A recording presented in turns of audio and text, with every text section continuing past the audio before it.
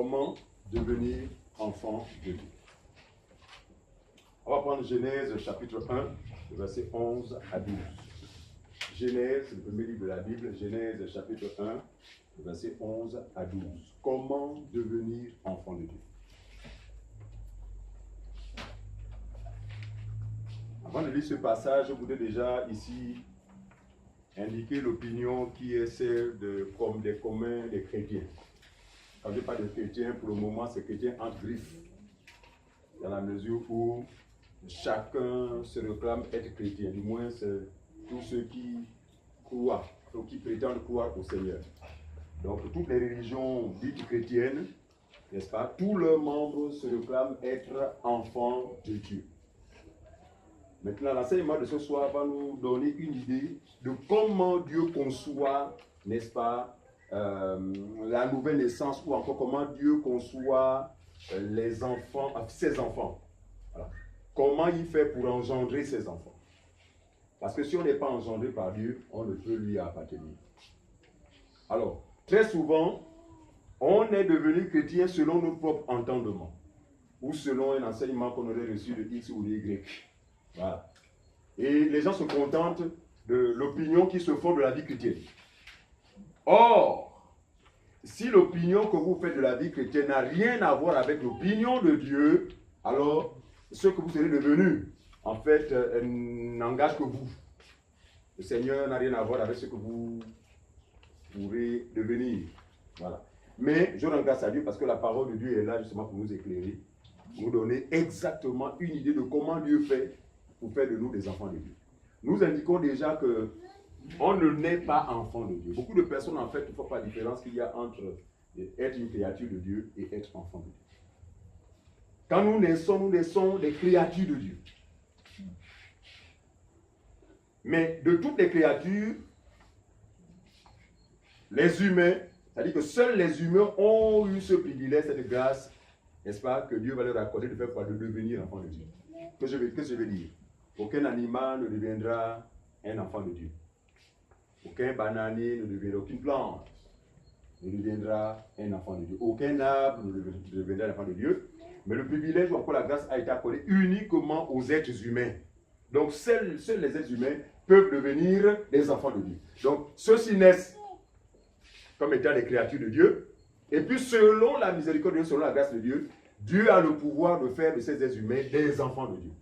Donc, c'est un pouvoir qui revient à Dieu et à Dieu seul. Alors, Genèse chapitre 1, on va lire le verset 11 au verset 12.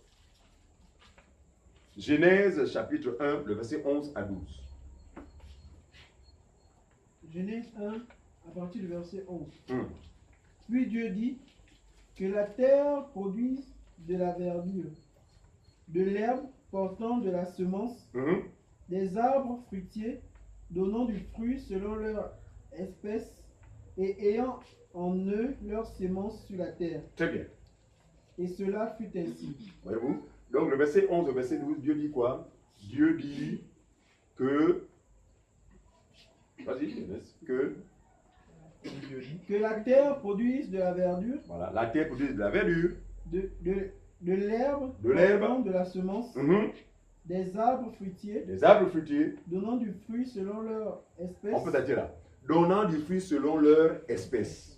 Il faut bien comprendre que de toute la création, tout ce que Dieu a créé en Genèse d'abord au jardin, d'accord, dans leur diversité, Dieu a bien voulu que chaque espèce ou encore chaque c'est ça? Voilà, se reproduise selon son espèce. Que voulons-nous dire? Il n'y a que la tangate pour produire des atangas. Comment on appelle la plante qui porte l'ananas? C'est du ananas, non? Que l'ananas produise l'ananas. Vous comprenez mon langage? Le pamplemoussier doit produire des pamplemousses. Donc, Dieu a créé la diversité des plantes, mais chacune d'elles se distingue par rapport à son espèce. Très bien. Genèse ou Genèse. Genèse, on va prendre le verset, tout Genèse 1, mais 24-25. Genèse chapitre 1, 24-25. Genèse 1, 24-25. Rapidement. Genèse 1, 24-25. Oui. Dieu dit Dieu dit que la terre produise produisent des animaux vivants Les animaux vivants, selon leur espèce. ça revient encore. Du Il a bétail, commencé par la verdure, donc, d'accord, les arbres et tout ça là. Maintenant, il passe aux animaux. Que chaque animal produit selon son espèce. On peut s'arrêter là. Vous voyez bien que qui peut produire des chatons, qui peut mettre bas des chatons, qui peut mettre bas des chiots. Il est clairement indiqué que chaque créature a reproduit selon son espèce. Mais vous allez voir qu'il va maintenant arriver maintenant pour le cas de l'homme. Prenons Genèse 4, le verset 1. Voilà, c'est l'homme ici qui est l'objet de notre enseignement. C'est l'homme qui est le but de Dieu sur la terre. Alors, Genèse chapitre 4, verset 1. Qu'est-ce qui est dit? Adam connut Ève, sa Adam connut Ève. Regardez, Adam était un être humain. Il a été créé le premier, Ève ensuite. Mais la Bible dit, Adam connut sa femme Ève et elle conçut et enfanta Caïn. elle conçut et enfanta un homme appelé Caïn. Autrement dit, un homme de la même espèce que Adam et Ève. Regardez, ce passage-là est mal interprété ou encore a été mal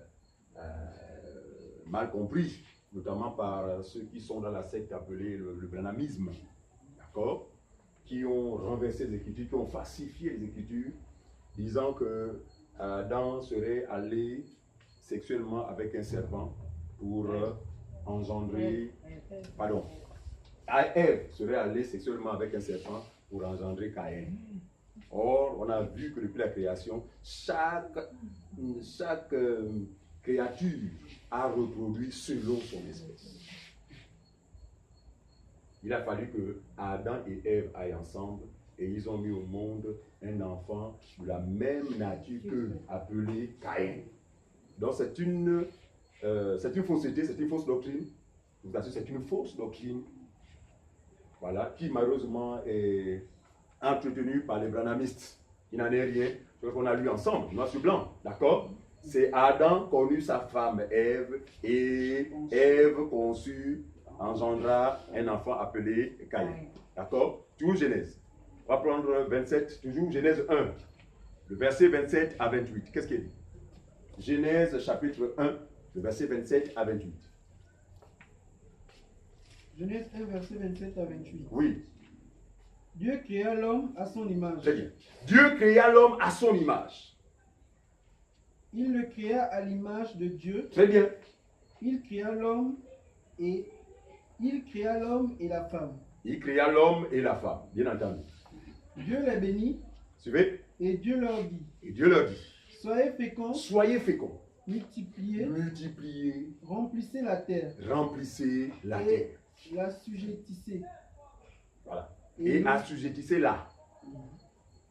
Et dominez sur les poissons de la mer. D'accord. On peut se dire. Ici, vous voyez bien que si aujourd'hui nous pouvons compter des milliers et des milliers d'êtres humains à travers le monde, ce n'est que, n'est-ce pas, l'exécution de ce commandement, multipliez-vous et remplissez la terre.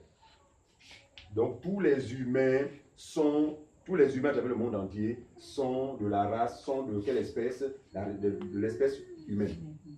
Humain. D'accord? Il n'y a pas des animaux qu'on va appeler des hommes. Tous descendent d'un seul homme appelé Adam. D'accord? Donc ici, ce qu'il faut noter de tous ces passages qui ont été lus en Genèse, c'est simplement que chaque créature doit reproduire selon son espèce. Et ça, c'est l'expression de la nature. Parce que, sachez-le, comme nous avons l'habitude de dire, tout ce qui nous environne, en fait, l'environnement, ce que nous appelons l'environnement, tout ce qui est autour de l'homme a été créé à cause de l'homme et pour l'homme. C'est pas ce que fait comprendre. Tout ce qui est autour de nous là, si l'air existe, c'est à cause de nous. Si la mer existe, c'est à cause de nous les hommes. Voyez-vous? Et vous allez voir que Dieu, d'accord, a fait ces choses pour que ces choses, n'est-ce pas, témoignent de la réalité spirituelle. C'est pourquoi Paul, lorsqu'il enseignait, avait eu l'habitude de dire, la nature elle-même ne vous enseigne-t-elle pas? Ça veut dire quoi? Si le poisson reproduit selon son espèce, c'est-à-dire qu'un poisson met au monde des poissons, le gorille met au monde des gorilles, les hommes mettent au monde des hommes, regardez ceci, ça veut dire que Dieu aussi est d'une espèce. Dieu est-il un humain? Non. Dieu est-il un animal? Non. Dieu est-il de la verdure? Non. Qui est Dieu? Dieu est esprit. C'est ce que Jésus a dit à la femme samaritaine. Dieu est esprit et il faut que ceux qui l'adorent en esprit et en vérité. Donc l'espèce de Dieu, autrement dit, la nature de Dieu, c'est l'esprit. Mais regardez, ce Dieu qui est esprit a tellement aimé l'homme qui est de nature humaine et décide de faire de cet homme son enfant. Comment comprendre que des êtres charnels comme nous, comment devenir enfant de Dieu? Et quand on va devenir enfant de Dieu, c'est selon sa nature, selon son espèce. Il faut bien comprendre ce que ça veut dire. C'est-à-dire que Dieu, dans sa création, a distingué les différentes espèces. Pourquoi? Parce qu'il est lui-même quelque chose de particulier. Dieu est d'une espèce particulière. Quelle est sa nature? C'est l'esprit. Mais ce même Dieu a le pouvoir, suivez-moi bien, ce même Dieu a le pouvoir de faire de l'homme qui est charnel son enfant. Ça veut dire quoi? L'homme qui est charnel se deviendra quoi? Un enfant de Dieu. Sur quelle base? Dieu fera de lui un homme, une femme spirituelle. Il faut bien comprendre ça. Donc on ne peut pas devenir enfant de Dieu si nous n'avons pas revêtu sa nature, parce que Dieu est esprit. On ne peut pas être un humain si nous ne nous présentons pas comme nous là.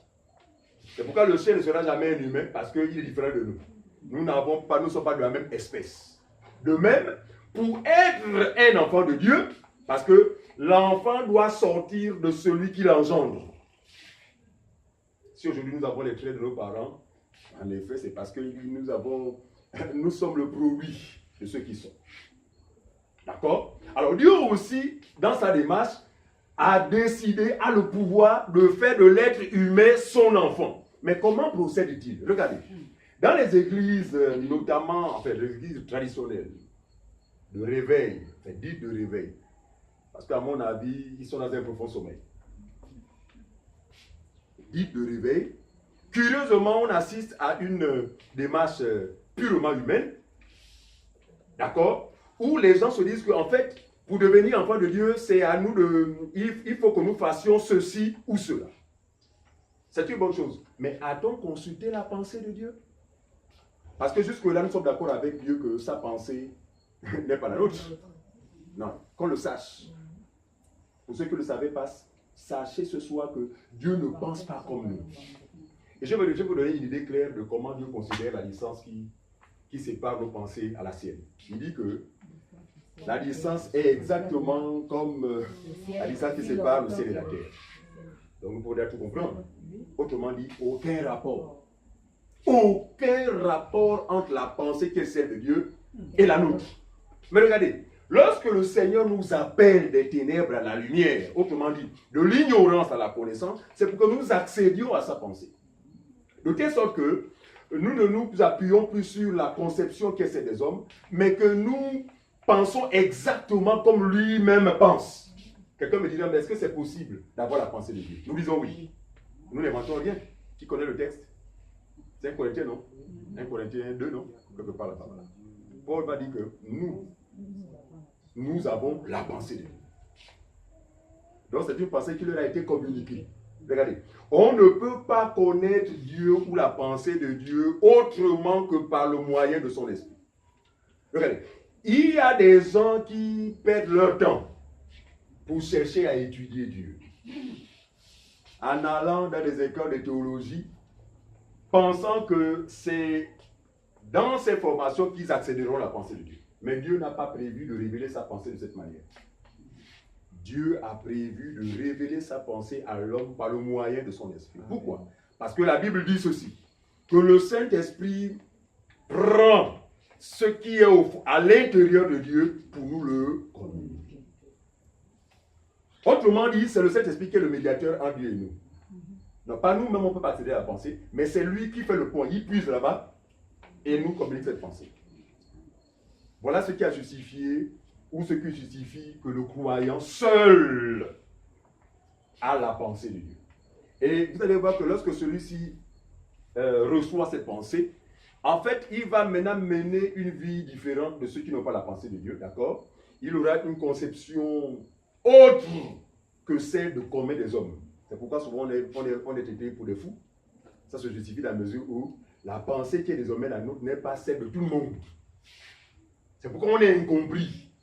En effet, c'est une pensée que Dieu lui-même communique du haut des cieux. Et la Bible dit, tout don excellent vient d'en haut du Père de lumière, en qui il n'y a ni variation, ni ombre, ni changement, ni ombre de variation. C'est ça? D'accord. Donc, c'est une pensée qui vient d'en haut. Comment Dieu procède-t-il pour faire de nous des enfants de Dieu? Regardez. En ce qui concerne les humains, pour faire mettre un enfant au monde, tout le monde connaît la procédure. Elle est simple, elle est humaine. Et elle relève parfois même de nous d'une décision du couple. Nous estimons que ça fait 4 ans qu'on est mariés, il nous faut un enfant. Et puis par la grâce de Dieu, l'enfant arrive. Mais regardez, Dieu dit, en ce qui concerne votre naissance par rapport à moi, ça ne dépendra jamais, je dis au grand jamais, de vous. Mais c'est un pouvoir, ou encore c'est une volonté personnelle que je vais manifester vis-à-vis de vous. Parce que Dieu est celui qui fait miséricorde à qui il veut, qui fait grâce à qui il veut. Dieu n'est conditionné par personne. Il fait ce qu'il veut, comme il veut, quand il veut. C'est pourquoi il est Dieu. C'est ce qui lui distingue, ce qui le distingue de nous. D'accord? C'est ce qui distingue Dieu de nous. Nous, parfois on a besoin de conseils. Ah mon frère, vraiment, tu penses que vraiment ce que je fais là, voilà. Lui, il agit comme il veut. Il dit, personne ne peut lui dire, hé, que fais-tu? C'est à cela que nous le qualifions d'un Dieu souverain.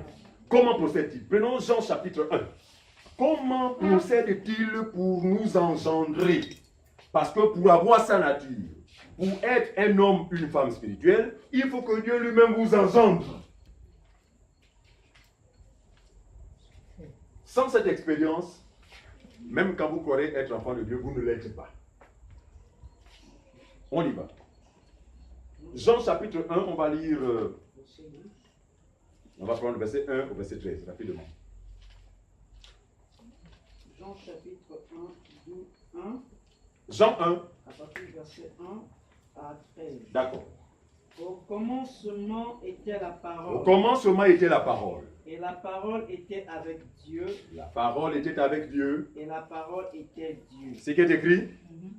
La parole est avec Dieu. La même parole est en même temps Dieu. Ce sont des mystères. Hein? En français, ça ne se justifie pas. En français, on va trouver en cette déclaration une contradiction. La parole était avec Dieu. Mais elle est en même temps Dieu. Avançons. Elle était au commencement avec Dieu. Au commencement avec Dieu. Toutes choses ont été faites par elle. Autrement dit, tout ce qui existe n'est que quoi? N'est que le résultat ou encore n'est que le fruit de la parole. Et rien de ce qui n'a été fait, c'est la suite. Été fait sans elle. Voilà. Continue. En elle était la vie. Suivez ceci. Il dit, regardez, en cette parole-là était la vie. Et la vie. Donc, regardez, donc avant que cette parole ne se matérialise, avant que cette parole ne vienne sur la terre, la mort a régné parmi nous. La vie que nous avons reçue aujourd'hui par la grâce de Dieu vient d'en haut. D'accord? Donc, avant qu'elle vienne, il dit, en elle, en cette parole, était la vie. Ensuite, et la vie était la lumière des hommes. Ça, autrement dit, bien avant l'arrivée de cette parole, tous les humains marchaient dans les ténèbres. Même quand ils marcheraient sur des rues éclairées. Parce qu'il ne faut pas confondre la lumière de lampadaire avec la lumière dont parle le Seigneur ici. Là. Ici, il s'agit de... Pardon? Les humains. Oui, en effet. Avant l'arrivée de cette parole sur la terre, les humains existaient déjà sur la terre. C'était après la chute déjà d'Adam. D'accord? Donc tous les humains étaient dans la corruption, dans le péché, dans les ténèbres. D'accord? Mais c'est par amour pour les hommes que Dieu va envoyer cette lumière dans le monde. On dit en elle était la vie et en elle était la lumière des hommes. Ça veut dire que sans cette lumière, il n'y a pas de repère. Sans cette lumière, donc tout le monde est égaré. Et c'est ce que nous avions été par le passé. Donc il a fallu que cette lumière vienne pour que chacun de nous retrouve le chemin. Et ce chemin, c'est Jésus. C'est-à-dire que sans cette lumière, personne ne pouvait connaître Jésus. Personne ne pouvait être sauvé. C'est ça. En elle était la vie. En elle était la lumière, la vie. Voilà, la lumière des hommes. Continue, frère. Voilà, continue. La lumière, lui, dans les ténèbres. Voilà. Et les ténèbres ne l'ont point reçu. Très bien. La lumière, lui, dans les ténèbres. Et les ténèbres ne l'ont point reçu. Il eut un homme envoyé de Dieu. Son nom était Jean. Voilà. Il vint pour servir de témoin, pour rendre témoignage à la lumière, oui, afin que tous crussent par lui. Très bien. Donc, avant que cette lumière ne vienne sur la terre, c'est Jean le Baptiste qui a envoyé, pourquoi? Pour rendre témoignage de cette lumière. Dans quel but? Pour que les hommes qui sont dans les ténèbres croient en cette lumière. Mais regardez, prophétique, comment il a été dit que la lumière, lui, dans les ténèbres, mais les ténèbres l'ont pas vu. Ça veut dire que le rejet qu'a subi Jésus n'a pas été le fruit du hasard. C'est parce que déjà, préalablement, il a dit que la lumière a pourtant lui dans les ténèbres, mais les ténèbres ne l'ont point reçu. Ce n'est pas étonnant que les gens soient hostiles à l'évangile. Ce n'est pas le fruit du hasard. Parce que préalablement, la lumière, les ténèbres ne l'ont point reçu. Mais il y a un homme appelé Jean qui, lui, vint sur la terre pour rendre témoignage à cette lumière. Donc Jean a orienté ses contemporains vers la personne de Jésus, leur disant, croyez en lui, c'est lui que Dieu a envoyé pour votre salut. Continue, frère. Il n'était pas la lumière. Jean n'était pas la lumière. Mais il parut pour rendre témoignage à la lumière. Très bien, on a compris. Continue, frère. Cette lumière était la véritable lumière. Ah, donc ici, regardez, Jean distingue la lumière du lampadaire, la lumière du projecteur, avec cette lumière. C'est vrai, il parle de véritable. C'est pas ce que je comprends. Non, il y a lumière et lumière. Ça, là, c'est lumière, mais ce n'est pas la véritable. Parce qu'on peut être éclairé par ça et se trouver en enfer. Or, quand on est éclairé par la vraie lumière, le salut est assuré. Et cette lumière, frère, n'est rien d'autre que la personne de Jésus. Cette lumière, pour nous, n'est rien d'autre que l'évangile de la grâce de Dieu. Voilà la lumière dont a besoin les gens. On continue. Cette lumière était la véritable lumière qui, en venant dans le monde, éclaire tout homme. Donc, éclaire ces personnes-là qui étaient dans les ténèbres. Donc, grâce à cette lumière, on peut enfin retrouver des repères. On continue. Elle était dans le monde. Oui. Et le monde a été fait par elle. Très bien. Et le monde ne l'a point connue. Voilà. Elle est venue chez les siens. Regardez, cette lumière est venue chez les siens. Qui sont-ils? Cette lumière est venue au milieu des Juifs, à qui Dieu s'est révélé premièrement. Parce qu'il faut indiquer que Dieu s'est révélé à nous après. Mais les premiers à voir, les premiers vers qui Dieu a envoyé Jésus, ce sont les Juifs. Mais quand Jésus vient chez les Juifs, la Bible dit, elle est venue chez les siens, et les siens ne l'ont point reçu. D'accord? Mais à tous ceux qui l'ont reçu, à ceux qui croient en son nom, elle a donné le pouvoir de devenir enfants de Dieu. Ah, donc le nom de cette lumière, ce n'est pas la lumière. Donc le nom de cette lumière, ce n'est pas la lumière. Quel est son nom? Jésus. Il dit, mais ceux qui l'ont reçu, à ceux qui croient en son nom, regardez, qu'est-ce qui est écrit? Cette lumière, c'est la lumière qui donne le pouvoir à l'homme de devenir enfant de Dieu. Vous allez remarquer comme moi que la démarche qui est celle de Dieu pour faire de nous ses enfants est contraire, je vous assure, à la démarche entreprise par les soi-disant chrétiens de nos jours. Il est clairement dit, et la lumière, c'est la lumière qui donne le pouvoir à l'homme de devenir enfant de Dieu. Or, on a les églises de réveil. Déjà, lorsqu'ils prêchent leur évangile, ils disent aux gens, acceptez Jésus, sinon vous allez en enfer. Qui a entendu l'évangile bizarre comme ça, non?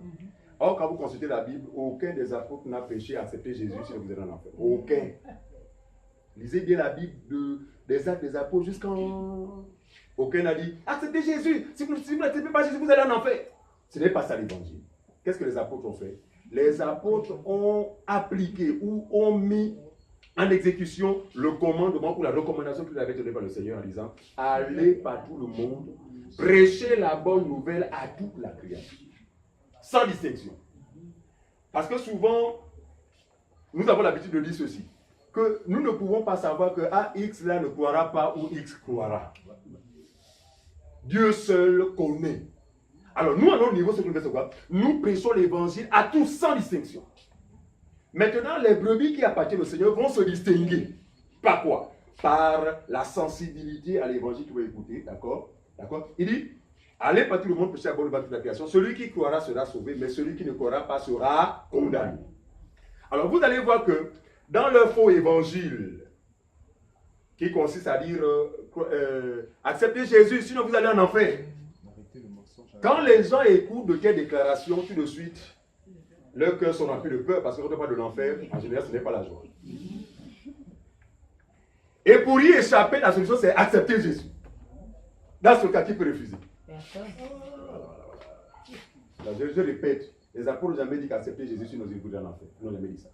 Ils ont eu la grâce ou la capacité d'exposer ou encore de présenter la bonne nouvelle. Parce que c'est la présentation, c'est l'exposition de la bonne nouvelle, n'est-ce pas, qui suscite la foi dans le cœur de celui qui est là et qui vous écoute. Lisons ce passage. Romains chapitre 10, verset 17. Pour justifier ce que je suis en train de dire. C'est ce qui est prêché qui est censé susciter la foi. Mais au lieu de susciter la foi, vous suscitez la peur. Et cette peur pousse forcément les gens à lever la main. Qui va accepter Jésus? Moi. Pourquoi? Parce qu'on a dit que c'est l'enfer. Et là, on assiste à une naissance qui n'a aucun rapport avec Dieu. Et vous allez voir que les églises en général sont remplies de cette espèce de chrétiens. Voilà. Ce n'est pas des chrétiens selon l'espèce de Dieu, mais des chrétiens selon une autre espèce. Des hommes. Voilà, des hommes. On y va. Romains chapitre 10, verset 17. Qu'est-ce qu'il dit? Romains 10, verset 17. Oui. Ainsi, la foi vient de ce qu'on entend, et ce qu'on entend vient de la parole de Christ. C'est qui est écrit. Donc la foi dont se réclament les gens là, attention, elle ne doit venir de nulle part que de la vraie parole. Il dit ainsi la foi vient de ce que l'on entend. Donc quand les apôtres allaient prêcher, ils prêchaient à l'évangile à des gens qui ne connaissent pas Dieu. Mais ceux qui prenaient le temps de les écouter, ceux qu'ils écoutaient a suscité la foi dans leur cœur. Et une fois la foi est suscitée, frère, nous sommes déjà dans le processus de la naissance selon Dieu. Ça veut dire que nous sommes déjà conçus. Pendant qu'on écoute l'évangile, le Seigneur est en train de nous concevoir. Parce que regardez, notre Dieu est en même temps une femme, en même temps, enfin en même temps une maman, en même temps un papa. Nous parlons comme ça. Notre Dieu est en même temps une maman et en même temps un papa. C'est lui qui a la semence, qui nous engendre par sa semence, et c'est lui-même qui nous engendre. Amen. Qui nous accouche. Donc pendant que la personne écoute l'évangile, Dieu est en train de concevoir la personne. Et cette fois va être sanctionnée par quoi? Par le fait que lui-même nous engendre.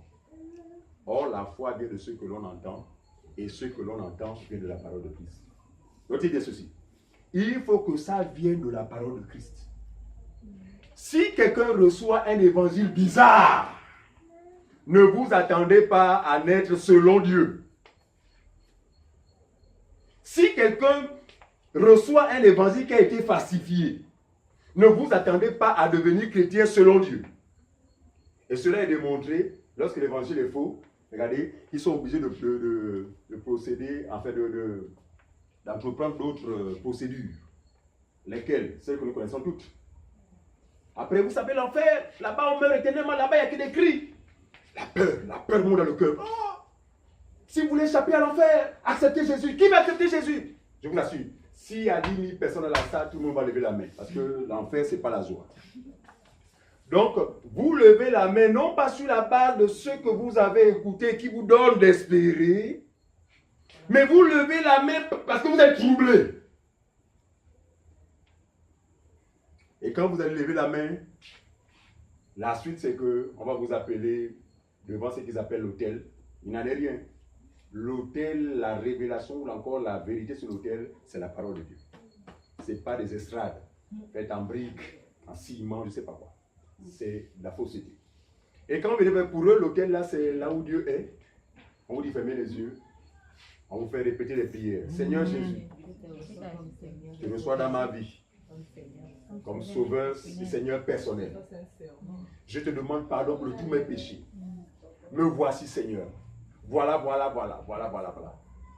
Après, au nom de Jésus, nous avons prié. Amen. Mon Dieu, les acclamations. Vous acclamez pourquoi? Parce que vous savez, parce que même l'ignorant, vous savez, il y a la joie dans le ciel lorsqu'une âme se convertit. Monsieur le pasteur, qui vous a dit que ces dames et ces messieurs sont convertis au Seigneur? C'est la question que nous posons. Et puis on va voir que ces personnes, après ces choses, recevront l'enseignement de la loi au détriment de l'enseignement de la grâce de Dieu. D'accord? Qui maintenant apprendront que bon, maintenant vous êtes devenus chrétiens. Si tu fumais, il ne faut plus fumer. Si tu buvais, il ne faut plus buver. C'est ça un chrétien ne voit plus, un chrétien ne fume plus.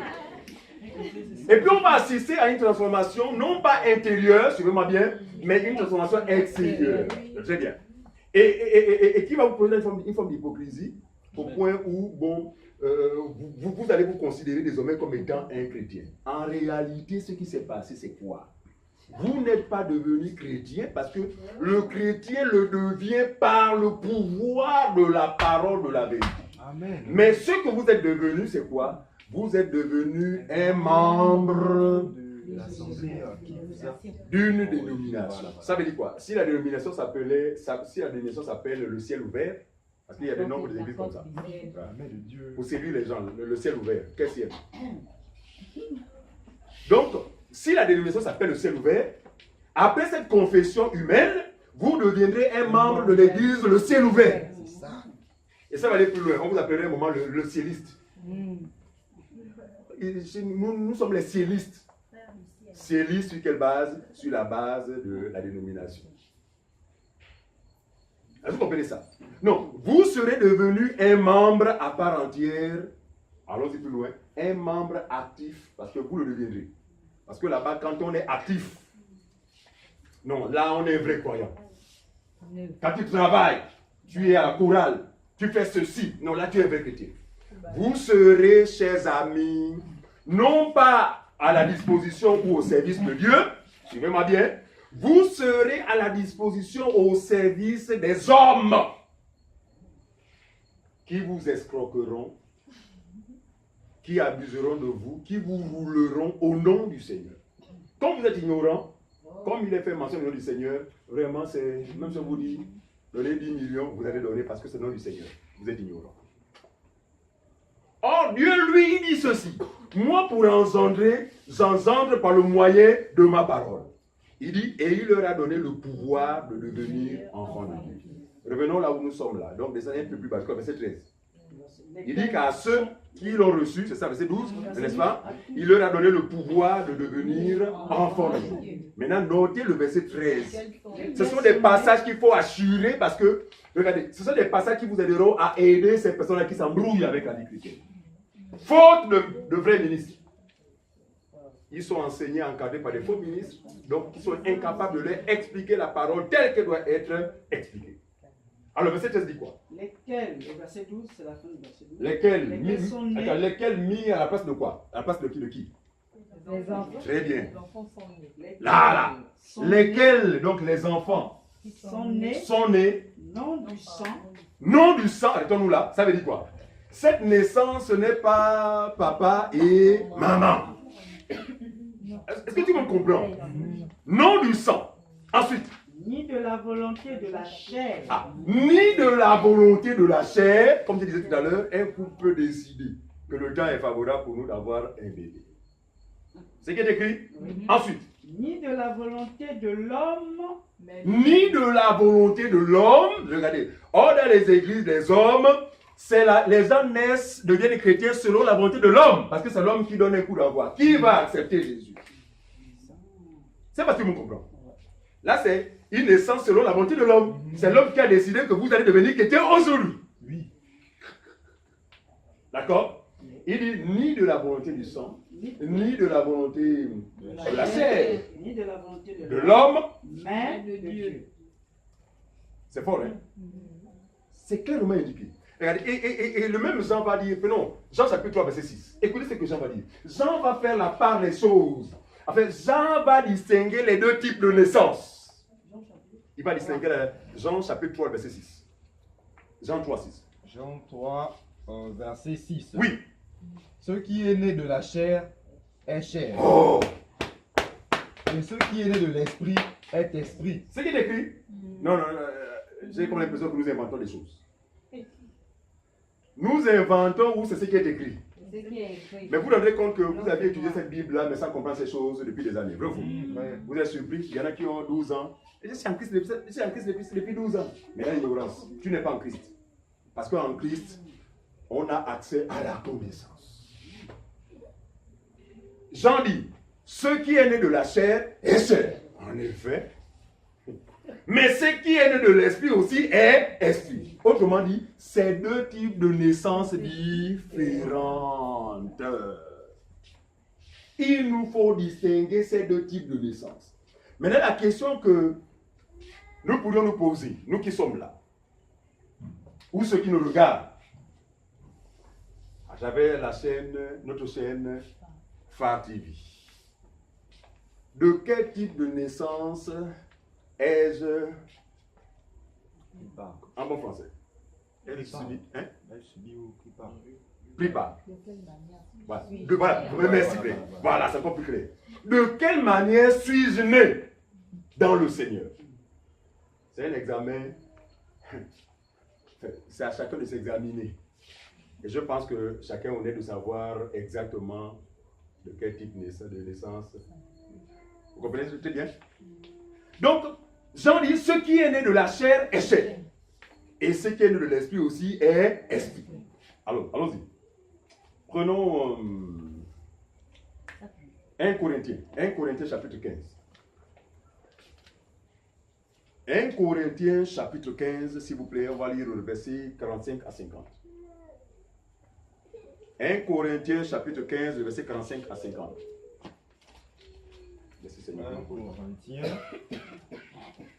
1 Corinthiens 15. Oui. 45 à 50. À 50. Voilà. 1 Corinthiens chapitre 15, le verset 45 à 50. C'est pourquoi il est écrit. C'est pourquoi il est écrit. Suivez. Le premier homme, Adam, devint une âme vivante. La clé est où là? Le dernier Adam est devenu un esprit vivifiant. Verset 46. Mais ce qui est esprit n'est pas le premier, c'est ce qui est animal. On reprend frère. Il dit, le premier Adam. C'est pourquoi il est écrit. Le premier homme, Adam, devint une âme vivante. Regardez, on dit, hein, le premier homme Adam devint une âme vivante. En quoi est-il devenu une âme vivante? Regardez, parce que Dieu l'avait transmis sa vie, son souffle. Hein? Il a soufflé dans les narines, très bien, et Adam devint une âme vivante. Donc la vie dont a joui Adam venait d'ailleurs. Il faut bien comprendre cela. Or, l'apôtre appelle Jésus aussi Adam. Mais il va le différencier de ce que l'Adam qui est tombé dans le jardin, c'est le premier. Et l'autre qui nous a relevés de la mort, c'est le second. C'est l'apôtre qui parle. Il dit, le premier Adam devint une âme vivante.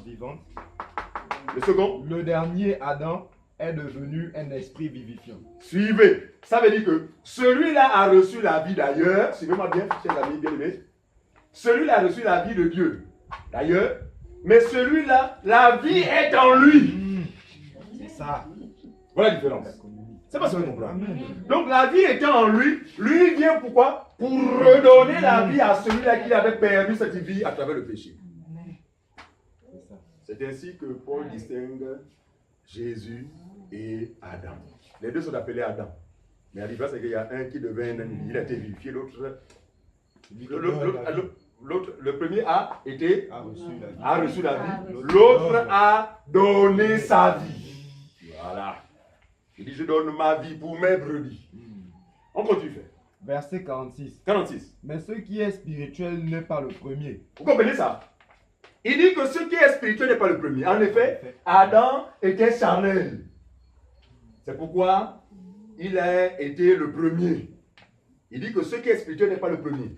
Or, ce qui est spirituel, vas-y, c'est ce qui est. Mais ce qui est spirituel n'est pas le premier. C'est ce qui est animal. Voilà. L'homme animal, l'homme naturel.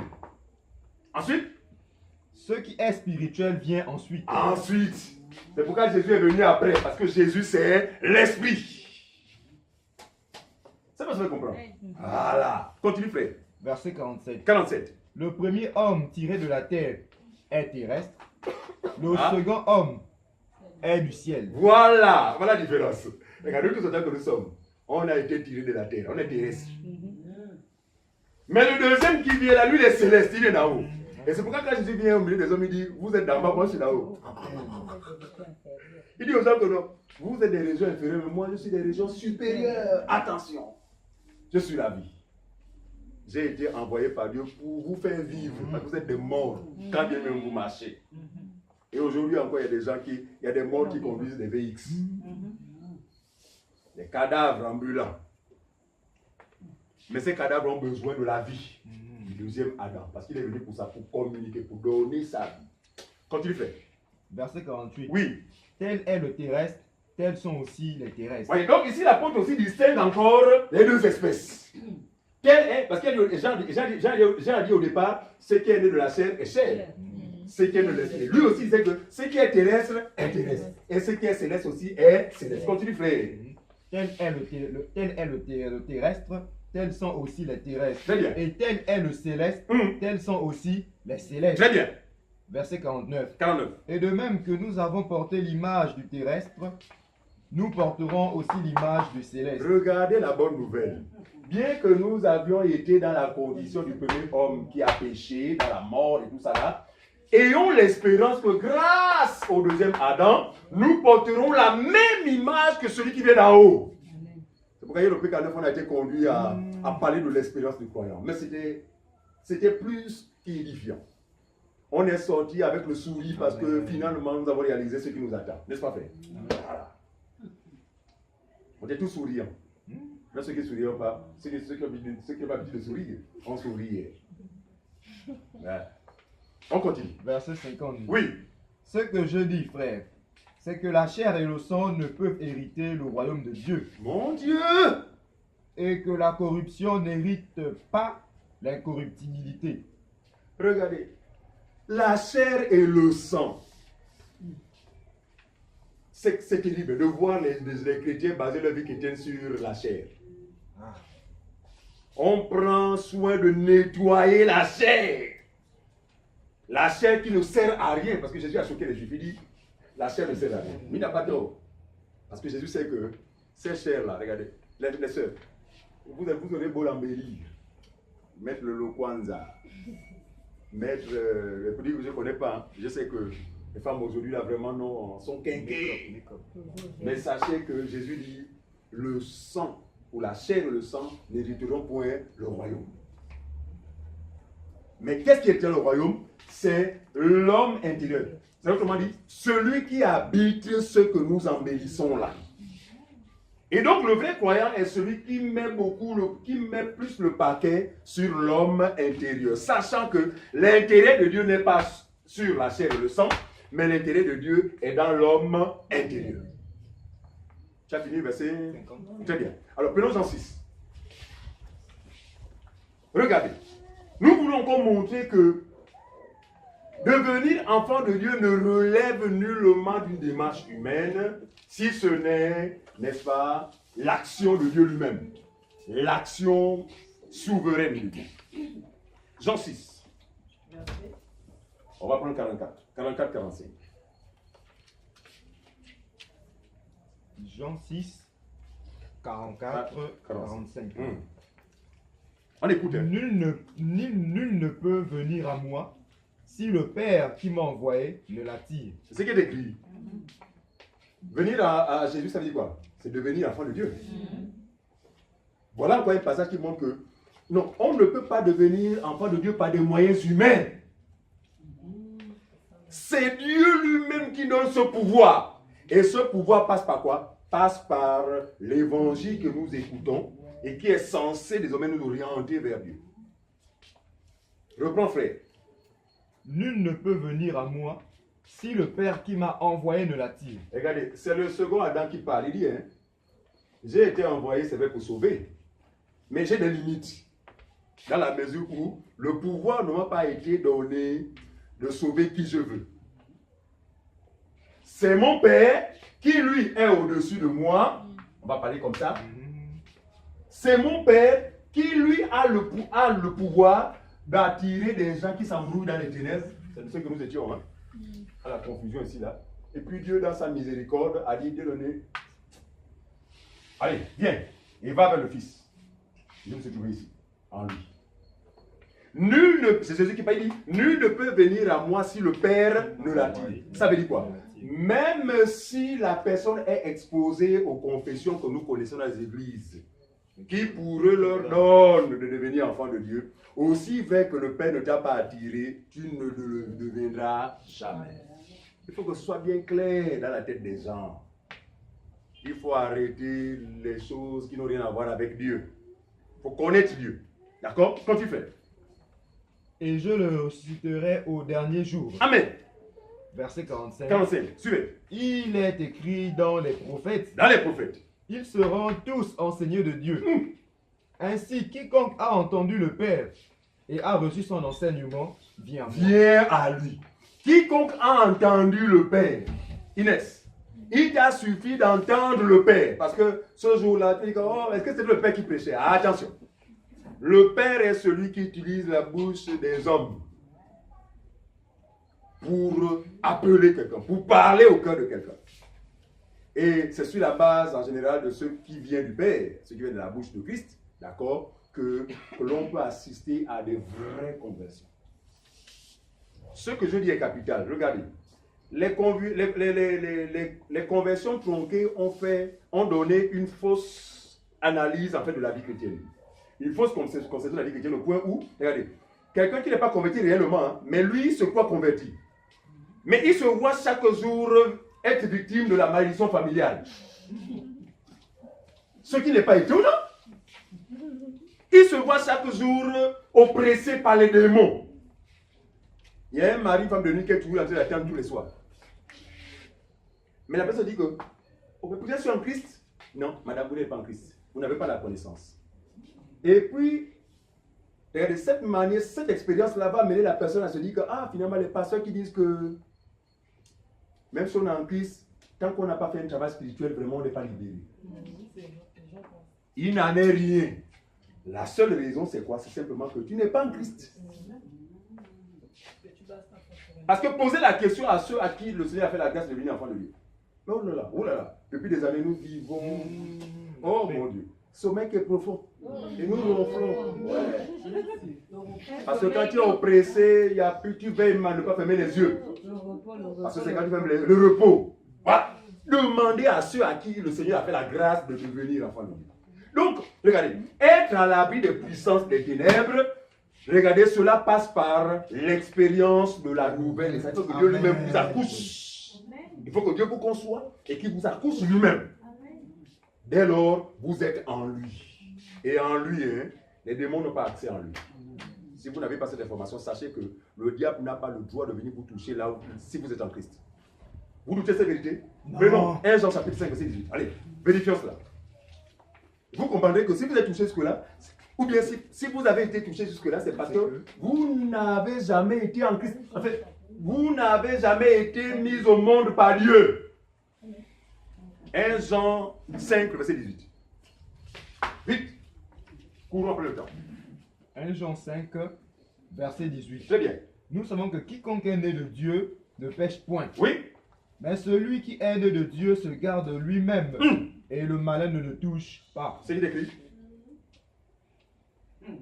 Celui que Dieu lui-même a dit né de Dieu, c'est-à-dire que celui qui a été accouché par Dieu.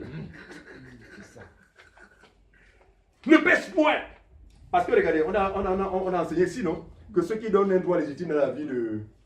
Qui donnent un droit légitime à Satan dans la vie de l'homme, c'est quoi? C'est le péché. Mais si le péché a été ôté, quel droit Satan aura encore quel droit aura-t-il encore sur vous? Voilà. Lui, son droit, s'il rentre dans ta vie, c'est parce qu'il se reconnaît en toi, de par le péché. C'est pourquoi le Seigneur, pour nous libérer, il a détruit le péché en nous pour fermer la porte à Satan. Il est dit, et le malin ne le touche pas. Donc, si un soi-disant chrétien est possédé, comprenez simplement qu'il n'est pas un chrétien, ou il n'est pas un enfant de Dieu, il n'a jamais été engendré par Dieu. Parce que si nous disons qu'en Dieu, nous pouvons être possédés ou possédés, c'est que Dieu lui-même abrite. Dieu héberge des démons.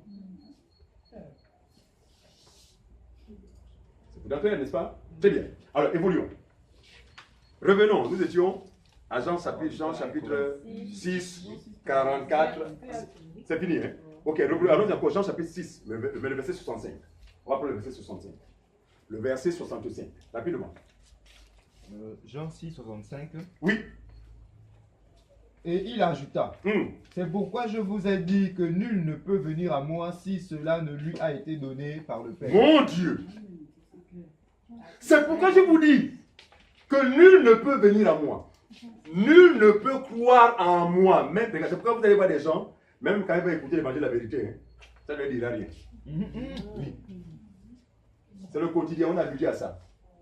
Prêcher, prêcher, prêcher, prêcher. Et c'est souvent même sur le chapitre. Oh, vraiment, ça c'est vrai, c'est la vérité. Après, c'est sans fou. Pourquoi? Il dit, nul ne peut venir à moi si le Père ne l'attire.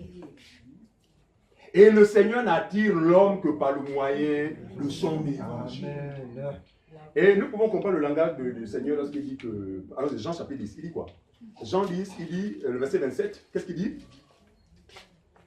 Découvrons un peu comment Dieu procède pour appeler ses enfants. Jean 10, verset 27. Donc, Inès, tu n'entendras jamais le Seigneur dire quoi? Inès, viens oh, viens oh. Il n'y avait pas d'Inès.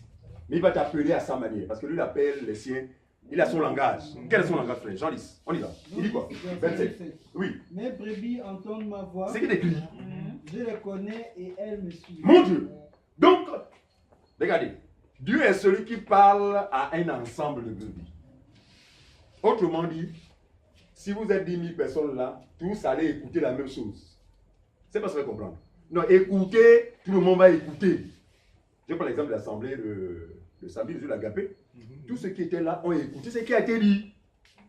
Mais maintenant, combien ont été appelés par Dieu? Il dit, je connais, il dit quoi? Je connais, mais ça veut dire que dans la mêlée, tout le monde ne lui appartient pas. Mais lui, il est venu sauver ce qui lui appartient. Il dit alors, ces brebis-là vont entendre ma voix. Et comme je disais, la voix, ça ne va pas dire, oh, Eurydice, viens. La voix, là, c'est quoi? C'est l'évangile de la vérité. Ou encore l'effet ou l'impact de l'évangile dans ton cœur. Si tu es une de ces brebis, mon ami, même si tu es quelqu'un de... Oh, moi, je pense que je suis né. Tu vas être déraciné par la puissance de la parole. Nous, on a été des ex-catholiques. Moi, je parlais comme ça. Moi, je suis né là. Je mourrai là. Mais je n'ai pas compris. Confondu. Pourquoi? Parce que c'est un pouvoir qui vient de Dieu. Personne ne peut résister à son appel. Surtout lorsque tu lui appartiens. Même si tu étais le responsable de la trésorerie de l'église, porte ouverte. Ou le ciel ouvert. Parce qu'ils ont des noms qui collent. En fait, des noms mystificateurs. En fait. Voilà. De telle sorte que, je prends l'exemple, qui savent que, bon, en général, à travers le monde entier, chacun a une situation compliquée sur le plan social. D'accord? Donc les gens souffrent. Mais voilà une occasion pour coller un truc, un exemple, c'est quoi? Église des miracles. Et voilà, église finit la souffrance. Mais imagine que dans la galère, tu vois un panneau comme ça, mon ami. Tu vas t'arrêter parce que tu veux mettre fin à la souffrance. Ce sont pas des églises, ce sont des boutiques, ce sont des centres commerce, des centres commerciaux. Voilà, ce n'est pas l'église. C'est pas l'église. L'église, ce sont les hommes selon la parole de Dieu. Donc, où que nous assemblons, regardez, un sapin négligeable que nous assemblons dans une terrasse. Bon, ça, c'est quelle église ici qui a terrasse? Nous, on s'en fout là où nous assemblons. Amen. Nous tenons compte de la qualité de l'enseignement que nous recevons. Ça, c'est ce qui fait notre force. Donc, soyez pas étonné que l'on se trouve un jour sous un camion. Je vais partager la parole. Oui, oui. Ah oui. L'église peut s'assembler sous un camion ou bien sous un arbre. Voilà. Nous, le lieu nous importe peu. Pourquoi? Parce que le maître a dit ceci. L'heure vient. Elle est déjà là, où les vrais adorateurs adorent le Père en esprit. Donc, il ne sera plus question d'un lieu géographique, mais il sera question d'une attitude de cœur, d'un état d'esprit. Donc, où que nous soyons, même aux toilettes. Si vous avez évité jusque-là de me lire votre Bible aux toilettes, ne vous gênez pas, lisez-la là-bas. Vous ne serez pas condamné pour autant. Vraiment. Non, Dieu n'est pas dans ces choses-là. Oh, tu sais, Dieu était massé. La Bible te dit, pardon, j'ai peur. Ignorant. Ignorant. C'est pas, non, Dieu c'est ça. Dieu est simple. Dieu est simple. Allez, ok. On est où? On est à Jean 10, 27. Voilà, on a fini Jean 10, 27. Ok, donc, c'est de cette manière que le Seigneur appelle normalement ses enfants. Regardez, et vous allez voir que le Seigneur appelle et appellera ses enfants que par le canal des hommes qu'il a lui-même envoyés. Vous voyez aujourd'hui ce qui justifie le fait que ces faux ministres qui ont été formés dans les écoles théologiques, qui ont des diplômes, soient incapables d'engendrer des vrais enfants de Dieu. Parce qu'eux-mêmes ne le sont pas. Parce qu'en temps normal, nous devons engendrer selon notre espèce. Devenu un homme spirituel, en temps normal, par ton évangile, tu dois aussi mettre au monde des enfants spirituels. Quand je parle comme ça, ce n'est pas que l'homme a le pouvoir là, mais je parle de l'évangile qui est dans l'homme là. Regardez, Paul va. Attends, alors, prenons ce que Paul va dire. Paul va dire quoi? Paul va prendre. Prenons 1 Corinthiens 4,15. Écoutez ce qu'il va dire. 1 Corinthiens 4,15. Pour vous montrer qu'il est possible qu'un ministre de Dieu accouche aussi comme Dieu accouche. Attention, mais cela ne va pas relever de sa volonté. Hein? Sauf que l'évangile qu'il va prêcher, autant marqué pour les brebis qui appartiennent au Seigneur, ils vont naître. Mais la gloire revient à Dieu en fait. 1 Corinthiens 4, verset 15. Oui, qu'est-ce qu'il dit? Car quand vous auriez 10 000 maîtres Paul dit, hein, en Christ, Paul dit, hein, il s'adresse à qui? Il s'adresse à nous les non-juifs. Parce que c'est lui que Dieu avait envoyé pour apporter l'évangile là aux non-juifs. Il dit, hein, même quand je pourrais entendre que vous avez plusieurs pères dans la foi, parce qu'aujourd'hui il y a plusieurs pères dans la foi. Pas de père spirituel. Ce n'est pas dans la Bible. Le père spirituel n'existe pas. Celui qui parle de père spirituel, c'est un ignorant. Le père spirituel, c'est Dieu lui-même. Amen. Or, ce Dieu a établi des hommes qui peuvent devenir pour les frères et les sœurs des pères, mais dans la foi. Il faut distinguer le père spirituel et le père dans la foi. Amen. Voilà. Donc, Paul était un père et est pour nous notre père dans la foi, dans la mesure où, s'il ne serait pas venu vers les nations, on n'aurait jamais reçu l'évangile. C'est pas ce que je comprends. Même si aujourd'hui vous êtes engendré par quelqu'un dans le Seigneur, d'accord? Gloire à Dieu. Mais n'oubliez pas que, même si le Seigneur l'a utilisé, mais c'est parce que préalablement, il y a un homme appelé Paul que Dieu a envoyé vers les nations pour apporter pour la première fois l'évangile dans un terrain carrément vierge.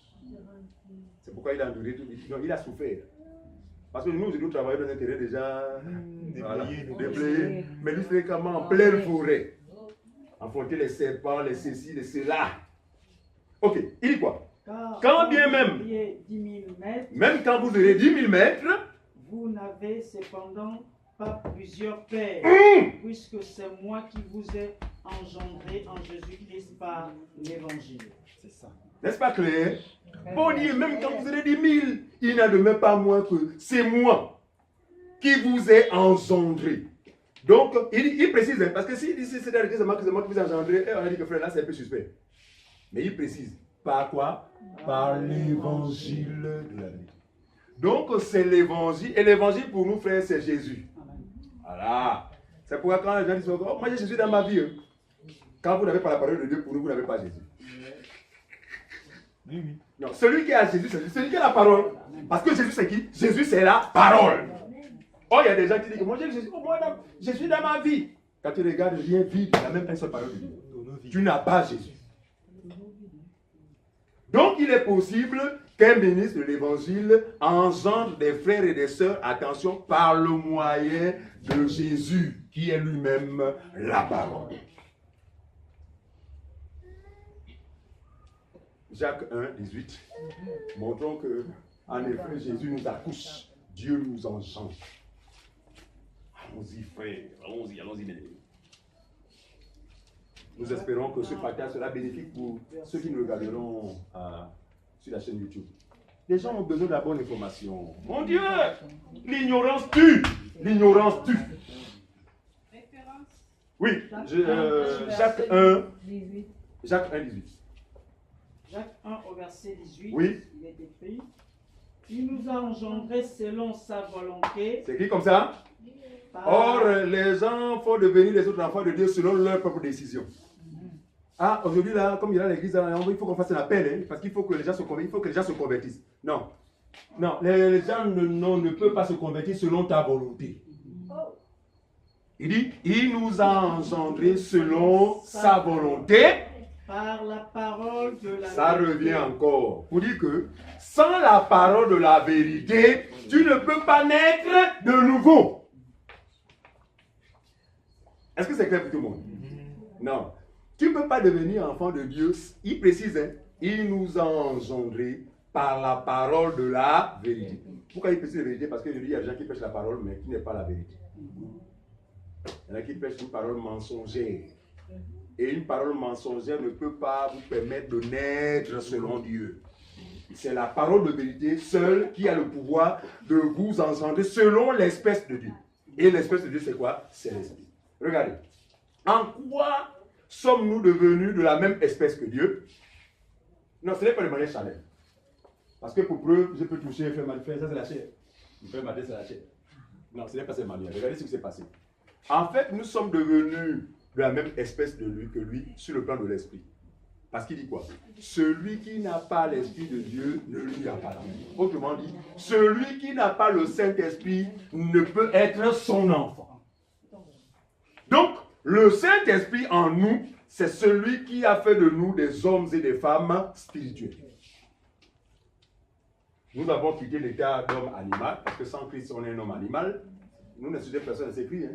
Nous n'insultons personne. Hein? 1 Corinthiens 2 là-bas.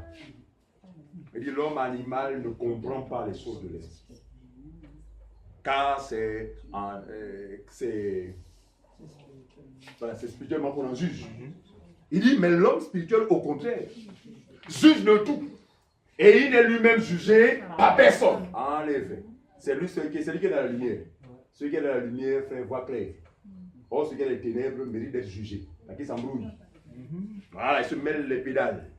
D'accord? Alors, on n'a plus le temps. Je voulais bien terminer avec l'histoire de Nicodème, mais le temps fait défaut. Donc, on va courir. Donc, Jean chapitre 3. Rapidement, on va dire, là on va courir. On va courir. Jean 3, on va s'arrêter, on va lire le verset 1, on va s'arrêter au verset... Attendez. Voilà, on va s'arrêter au verset 10. Voilà. 1 à 10. Et on s'arrêtera là. Jean 3, 1 à 10. Voilà. Donc, ici, vous allez voir, on va voir un cas de personnes qui étaient enfants de Dieu selon son entendement. Comme c'est le cas de plusieurs. Hein. Ouais.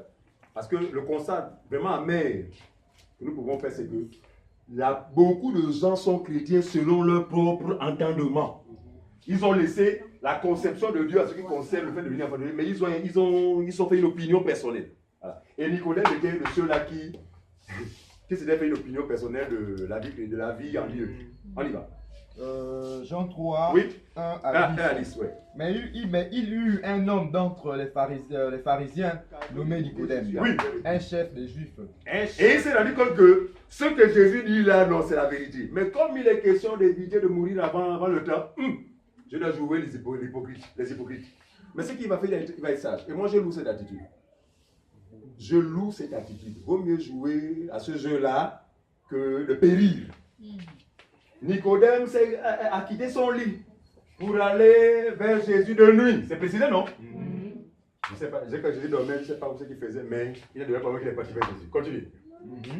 Qui vint lui Oui. auprès de Jésus Oui. de nuit et lui dit, Rabbi, nous savons que tu es un docteur. hypocrite Nicodème, tu es parmi ceux qui disaient qu'il y avait un démon. Mais devant lui maintenant, tu dis, oh, nous savons que tu es venu de Dieu. Mais je préfère ça. Continue. Car personne ne peut faire ces miracles que tu fais si Dieu n'est avec lui. Non, Nicodème est dans une démarche de flatterie. Il croit flatter Jésus. Oh, Jésus est celui qui connaît les cœurs. Donc, ce n'est pas son problème. Ni chaud, ni froid. Docteur ou quoi, venir faire des miracles ou quoi, ce n'est pas son problème. Mais regardez la réponse de Jésus, qui pour moi est une réponse en fait vraiment qu'on pourrait qualifier de hors sujet. Vous remarquez cela? Parce que Nicodème a fait des compliments à Jésus. En temps normal, c'est merci Nicodème. C'est ça, non? Réponse, frère. Verset 3. Jésus lui répondit, oui, en vérité, je te le dis, si un homme ne naît de nouveau, il ne peut voir le royaume de Dieu. Regardez, Jésus veut dire, pour accéder dans mon royaume, il faut que la personne naisse de nouveau. Nouveau, pourquoi? Nouveau, c'est 2 fois. D'accord? Ça veut dire qu'on est né une première fois. C'est selon la chair. Ça, c'est ce que Jean a dit. Ce qui est né de la chair est chair. Et ce qui est né de l'esprit est esprit. Donc, pour voir le royaume des cieux, il te faut naître de nouveau. Donc, avoir part à la naissance selon Dieu. Qui passe par quoi? Par l'évangile de la vérité. Continuez, frère. Verset 4. 4. Nicodème lui dit, comment un homme peut-il naître quand il est déjà vieux? Voilà. Peut-il rentrer dans le sein de sa mère? Ça, c'est le raisonnement des hommes qui ne comprennent pas les choses de Dieu. En fait, c'est le raisonnement de l'homme naturel. Parce que Jésus ici est en train de parler des choses de l'esprit. Mais comme Nicodème, c'est un homme naturel, il n'a pas encore la nature de Dieu, d'où son raisonnement. C'est pour dire ici là que aussi longtemps que quelqu'un n'est pas né selon l'esprit, le raisonnement sera tout en lui. Quant aux choses de Dieu. Et ce n'est pas étonnant que les faux docteurs, les faux enseignants égarent les gens parce qu'en effet, ils ne seront pas capables de restituer l'enseignement de Jésus d'une manière... Pourquoi? Parce qu'ils sont encore des hommes naturels. Pour être capable de transmettre la bonne information, il faut être un homme d'abord renouvelé. Donc, né selon Dieu. Quand on est selon Dieu, on a une capacité à comprendre les choses de Dieu. C'est pourquoi il va interpréter la déclaration de Jésus de manière charnalisée comme comment? Un barbu comme moi, j'ai plus de 80 ans. Sera-ce possible de rentrer encore dans le ventre de maman? Jésus va dire, non, je ne parle pas de ce type de naissance, parce que là-bas c'est la chair. Ce qui est né de la chair est chair. Attention, ne me lance pas les pédales. Mais ce qui est né de l'esprit est esprit. Continue, frère. Verset 5. 5. Jésus répondit, oui, en vérité, oui. Si un homme ne naît d'eau et d'esprit, il ne peut entrer dans le royaume de Dieu. Très bien. Ce qui est né de la chair est chair. Voilà, on revient. Ce qui est né de l'esprit est esprit. Continue, frère. Verset 7. Ne t'étonne pas que je t'ai dit, il faut que vous naissiez de nouveau. Autrement dit, non, ne sois pas choqué, mais il est nécessaire pour toi d'avoir part à cette expérience, sinon le royaume des cieux n'est pas possible. C'est simplement cela. Continue, frère. Verset 8. Oui. Le vent souffle où il veut, et tu entends le bruit, mais tu ne sais d'où il vient. Autrement dit, oui, vas-y. Ce que Jésus a dit, c'est quoi? Il dit, les choses de Dieu, on ne peut pas les fabriquer. Regardez, c'est pourquoi vous allez voir que En général, nous travaillons, frère, on n'a pas un programme fixe, bien. Bon, en dehors du programme, on sait que bon. Hein, mercredi, enseignement, oh. Mais là, le contenu, là, en général, c'est. Nous laissons conduire. D'accord? Donc, on n'est pas dans une démarche humaine. Pourquoi? Parce que nous savons que le vent souffle où il veut. Après, Jésus a dit à Nicodème que les choses de Dieu ne peuvent se maîtriser. Parce qu'en général, quand le vent vient de l'Est, on le sent seulement. Ça vient de ce côté-là. Appelez-moi, ça vient de ce côté-là. Mais on ne sait toujours pas ce qui se passe. Très bien. Pour dire que les choses de Dieu ne peuvent être canalisées par des humains. Il peut arriver que vous partez quelque part avec l'intention de faire ceci, mais arriver là-bas confondu, c'est maintenant autre chose. Ça, c'est passé pour ça quand le fier. Alors que j'avais à cœur de revenir sur la justification, le Père change la donne, il nous amène dans l'espérance du croyant. Et puis on a vu qu'après ce partage-là, finalement, c'était le besoin. Mais c'est ça l'esprit, frère. On n'a pas de documents, parce que pour beaucoup de personnes pour prêcher, il faut un livre. Bravo. Bien papier. Et quand le vent emporte ce papier, la prédication est terminée. Attendez. Attendez un moment. Non. Les choses de Dieu ne se passent pas comme ça. Tu es un instrument entre tes mains. Tout à l'heure, le piano, regarde le piano. Aussi vrai que je ne le manipule pas, aucun son. Vrai ou faux? Ouais. Il suffit que je me mette là-dessus. C'est la même chose.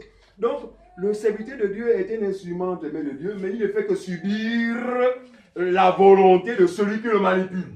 Voilà. D'accord? Alors, il dit, si un homme ne naît, on va terminer par ça, si un homme ne naît d'eau et d'esprit, il ne peut entrer dans le royaume. Regardez, les religieux ont dit que, pour rentrer au ciel, papa, fais tout pour me baptiser. Fais tout pour me baptiser parce que là, sans le baptême, je ne suis pas sauvé.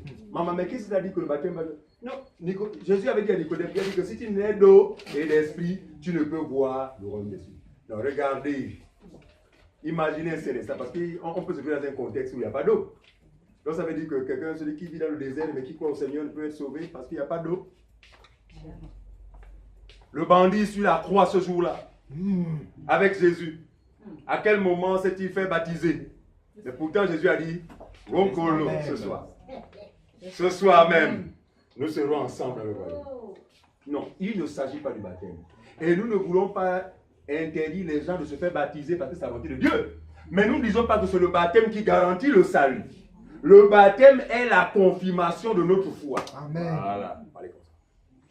Donc l'eau dont parle Jésus là, ce n'est pas le baptême, c'est simplement que... lui il parle de l'esprit. Nicodème, quand il parle de... Il faut qu'il laisse le vol, lui voir rentrer dans le ventre de maman. Quand il parle de l'eau, Nicodème voit l'eau qui coule. Ici, il parle de la parole, parce que la parole de Dieu, c'est l'eau qui nous purifie, qui nous lave. Si quelqu'un ne reçoit la parole de Dieu, donc l'évangile, et ne reçoit l'esprit, parce que le Saint-Esprit, nous le recevons qu'après avoir entendu l'évangile de la vie. C'est ce que Jésus voulait simplement dire. Terminons avec Ephésiens 1:13. Et j'ai terminé. Je préfère déjà laisser la clé pour éviter de continuer. Ephésiens 1, verset 13.